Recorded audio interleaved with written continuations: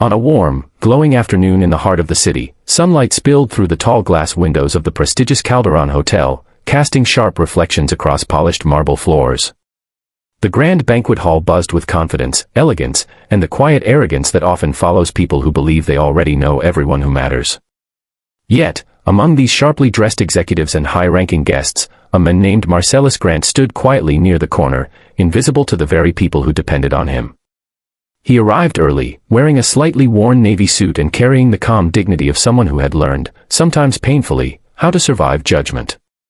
But nothing could have prepared him for what was about to happen next, or how the daylight outside would feel painfully brighter after the humiliation he was about to endure.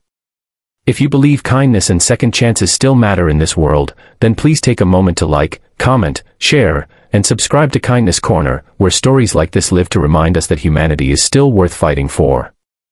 Marcellus had attended the luncheon with an unassuming presence. He moved quietly, offering small nods and soft smiles, careful not to disturb anyone. The executives of Warren and Creed Holdings were celebrating the near signing of a $600 million partnership deal. The company they were merging with, a firm anonymously known as Gentry Dynamics, was rumored to be led by a mysterious owner who rarely showed up at public events. What no one in the room knew was that Marcellus himself was that owner. But in his plain suit and gentle manner, nobody looked twice at him. Across the room, Charlotte Hale, the confident and sharp-tongued director of operations, was already irritated by the sight of him. She didn't like when unimportant guests stood near the premium tables, especially when they didn't look like they belonged. Her friend and colleague Trent Verdon, a tall, charming man with an ego polished enough to reflect the ceiling lights, joined her in noticing Marcellus as the waiters prepared to refill glasses for the upcoming toast. Afternoon light gleamed across Charlotte's wine glass as she smirked and whispered, too loudly, that someone dressed like that must have wandered in from the staff lockers. She didn't know Marcellus had heard her, didn't care if he had, and didn't notice the way he lowered his gaze to hide the sting of embarrassment. Marcellus had known judgment his whole life, from the years he spent in a struggling neighborhood, to the days he worked as a janitor while slowly building the quiet empire that now financed half the deals in the room. But no achievement could fully erase memories of the past. He still carried every bruise of every assumption people made about him based on nothing but appearances. When Marcellus accidentally stepped back slightly and bumped the corner of Charlotte's chair, she stood abruptly, feigning shock. Trent burst into laughter, and without a moment to think, Charlotte reached for her half-full glass of red wine, lifted it with an exaggerated grin, and tipped it over his head. Warm wine dripped down his forehead, across his suit, onto the polished floor. Gasps erupted around the room as color stained his clothing and humiliation burned through him hotter than the summer sun outside. Charlotte laughed. Trent laughed even harder. A few people tried to hide their amusement behind napkins. And for one tiny, cruel moment, Marcellus became a spectacle, a grown man soaked in wine in broad daylight, surrounded by strangers pretending to be superior. He swallowed hard, remembering every moment in his past when dignity had been taken from him, every time he had stood powerless in front of mockery. Instead of reacting, he simply straightened his posture, closed his eyes for a brief breath, and walked calmly toward the restroom. The room murmured. Some felt guilty. Most didn't. Inside the restroom, as he wiped the wine from his face, he looked into the mirror at his reflection, the same reflection he'd seen for decades.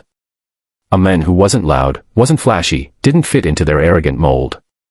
But also a man who had built a company worth hundreds of millions from nothing but resilience. He whispered to himself the same phrase his grandmother used to say, "Don't let their blindness make you lose sight of yourself." An hour later, when all the executives were seated for the official presentation, the room brightened, and the hotel staff closed the doors.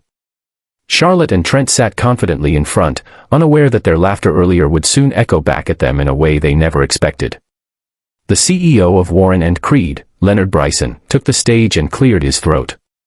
Today was the big reveal of the mysterious owner of Gentry Dynamics, the man they needed to impress, honor, negotiate with, and respect. The same man who had walked past them unnoticed just hours before. When Leonard announced the name Marcellus Grant, the room erupted with confused whispers. Trent froze. Charlotte blinked rapidly, her confident smirk evaporating. And then Marcellus stepped into the spotlight wearing the same suit stained with the dried reminder of their cruelty. Sunlight from the tall windows washed over him as he approached the stage with a calmness that silenced the entire hall. He didn't look angry. He didn't look vengeful. He simply looked disappointed. And sometimes disappointment is heavier than rage. He didn't point anyone out. Instead, with a voice steady as a river, he spoke of respect, humility, and the responsibility that comes with power. He spoke of how true leadership wasn't defined by appearance or status, but by kindness, especially toward those who cannot offer anything in return. Some people shifted uncomfortably, realizing just how painfully his words fit what had happened earlier. Charlotte's hands trembled. Trent lowered his gaze. And as Marcellus concluded his short speech, the weight of their actions settled heavily in the room. The deal went forward, not because Marcellus needed them, but because he believed thousands of employees depended on the stability it would bring. His grace, even after humiliation, became a lesson many in the room would never forget. If this story touched your heart, please don't forget to like, comment, share, and subscribe to Kindness Corner.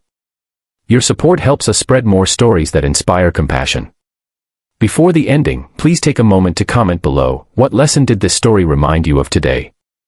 As Marcellus left the hotel that afternoon, sunlight warmed the city streets.